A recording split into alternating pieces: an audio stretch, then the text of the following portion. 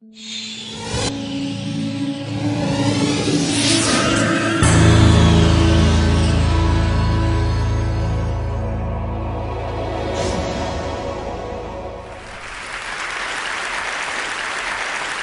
have a pretty simple idea that I'm just going to tell you over and over until I get you to believe it. And it's all of us are makers. I really believe that. All of us are makers. We're born makers. We have this ability to make things, to grasp things with our hands. We use the words like grasp metaphorically to also think about understanding things. We don't just live, but we make. We create things. Well, I'm going to show you a group of makers from Maker Faire and various places. It doesn't come out particularly well, but that's a particularly tall bicycle, right? It's a scraper bike, it's called, from Oakland.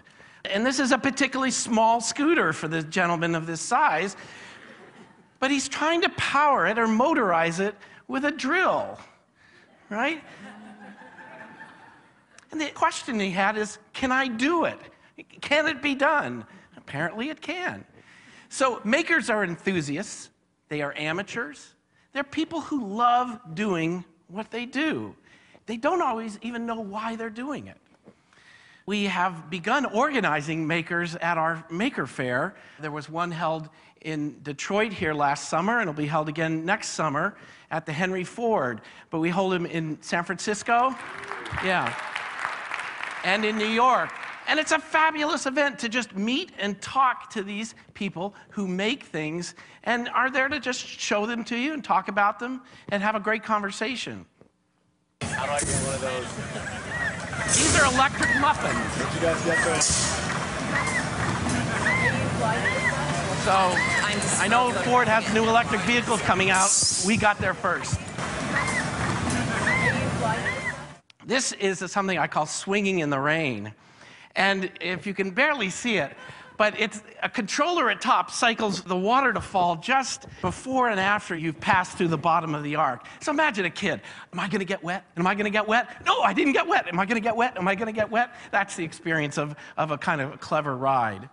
And of course, we have fashion. People are remaking things into fashion. I don't know if this is called a basket bra, but it ought to be something like that. We have art students getting together, taking old radiator parts and doing an iron pour to make something new out of it. They did that in the summer, and it was very warm. Now, this one takes a little bit to explain. You know what those are, right? Billy Bob or something kind of Billy Bass or something like that? All right. Now, the background is the guy who did this is a physicist, right? And he'll explain a little bit about what it does. I'm Richard Carter, and this is the Sashimi Tabernacle Choir.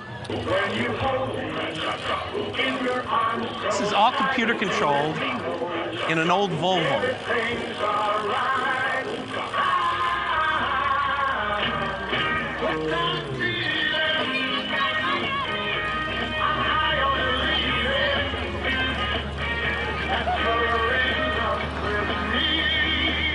So, Richard came up from Houston last year to visit us in Detroit here and show the wonderful Sashimi Tabernacle Choir.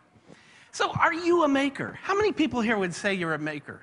If you raise your hand, that's a pretty good, but there's some of you out there that won't admit that you're makers. And again, think about it. You're makers of food, you're makers of shelter, you're makers of lots of different things. And partly what interests me today is you're makers of your own world, and particularly the role that technology has in your life. You're really a driver or a passenger, to use a Volkswagen phrase. Makers are in control. That's what fascinates them. That's why they do what they do. They want to figure out how things work. They want to get access to it, and they want to control it. They want to use it to their own purpose. Makers today, to some degree, are out on the edge. They're not mainstream. They're a little bit radical. They're a bit subversive in what they do. But at one time, it was fairly commonplace to think of yourself as a maker. It was not something you'd even remark upon. And I found this old video, and I'll tell you more about it, but just...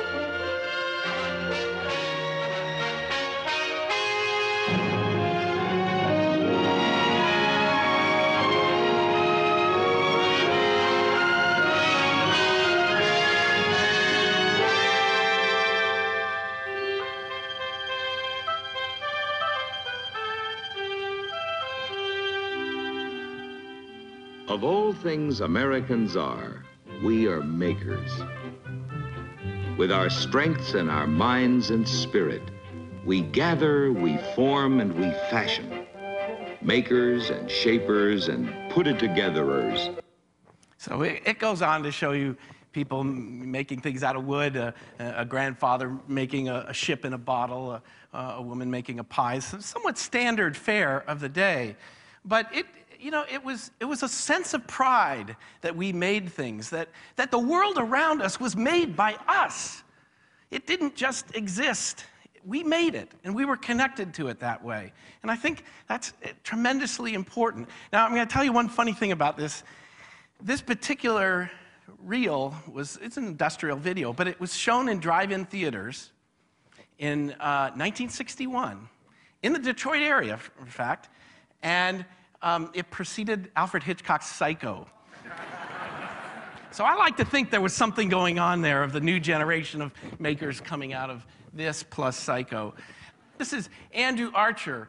I met Andrew at one of our community meetings and putting together Maker Faire. Andrew had moved to Detroit from Duluth, Minnesota. And I talked to his mom, and I ended up doing a story on him for our magazine called Kid Robot.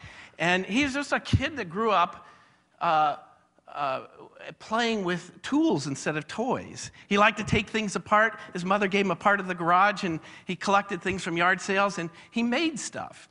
And then he didn't particularly like school that much, but he got involved in robotics competitions, and he realized he had a talent, and more importantly, he had a real passion for it. And he began building robots, and when I sat down next to him, he was telling me about a company he formed, and he was building some robots for automobile factories to move things around on the factory floor. And that's why he moved to Michigan. But he also moved here to meet other people doing what he's doing.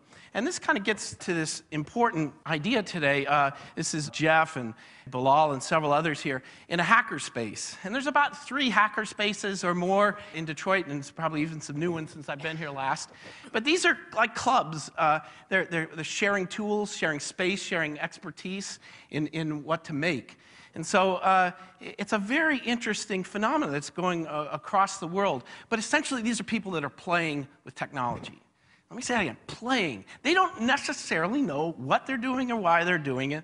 They're playing to discover what the technology can do, and probably to discover what they can do themselves, what their own capabilities are. Now, the other thing that I think is taking off, or another reason making is taking off today, is there's some great new tools out there. And you can't see this very well on the screen, but Arduino. Arduino is an open source hardware platform. It's a microcontroller. If you don't know what those are, they're just the brains. So they're the brains of maker projects. And here's an example of one, and I don't know if you can see it that well, but that's a mailbox. So an ordinary mailbox in an Arduino. So you figure out how to program this, and you put this in your mailbox. And when someone opens your mailbox, you get a notification, an alert message goes to your iPhone. Now, that could be a dog door. It could be, someone going somewhere where they shouldn't, like a little brother into a little sister's room. There's all kinds of different things that you could imagine for that. Now, here's something, a 3D printer. That's another tool that's really taken off. Really, really interesting. This is MakerBot. And there are industrial versions of this, about $20,000. These guys came up with a kit version for $750. And that means that hobbyists and ordinary folks can get a hold of this and begin playing with 3D printers. Now, they don't know what they want to do with it, but they're going to figure it out. They'll only figure it out by getting their hands on it and playing with it. One of the coolest things is MakerBot sent out an upgrade, some new brackets for the box. Well, you printed out the brackets and then replaced the old brackets with the new ones. Isn't that cool? So makers harvest technology from all the places around us. This is a radar speed detector that is developed from a Hot Wheels toy. And they do interesting things. They're really creating new areas and exploring areas that you might only think, the military is doing drones. Well, there's a whole community of people building autonomous airplanes or vehicles, something that you could program to fly on its own without the stick or anything to figure out what path it's going. Fascinating work they're doing. We just had an issue on space exploration, DIY space exploration. this is probably the best time in the history of mankind to love space. You could build your own satellite and get it into space for like $8,000. Think how much money and how many years it took NASA to get satellites into space. In fact, these guys actually work for NASA, and they're trying to pioneer using off-the-shelf components, cheap things that aren't specialized, that they can combine and send up into space. Makers are a source of innovation. I think it relates back to something like the birth of the personal computer industry. This is Steve Wozniak. Where does he learn about computers? It's the Homebrew Computer Club, just like a hackerspace. And he says, you know, I could go there all day long and talk to people and share ideas for free. Well, he did a little bit better than free, but it's important to understand that a lot of the origins of our industries, even like Henry Ford, come from this idea of playing and figuring things out in groups. Well, if I haven't convinced you that you're a maker, I hope I could convince you that our next generation should be makers, that kids are particularly interested in this ability to control the physical world and be able to use things like microcontrollers and build robots. And we got to get this into schools or into communities in many, many ways. The ability to tinker, to shape and reshape the world around us.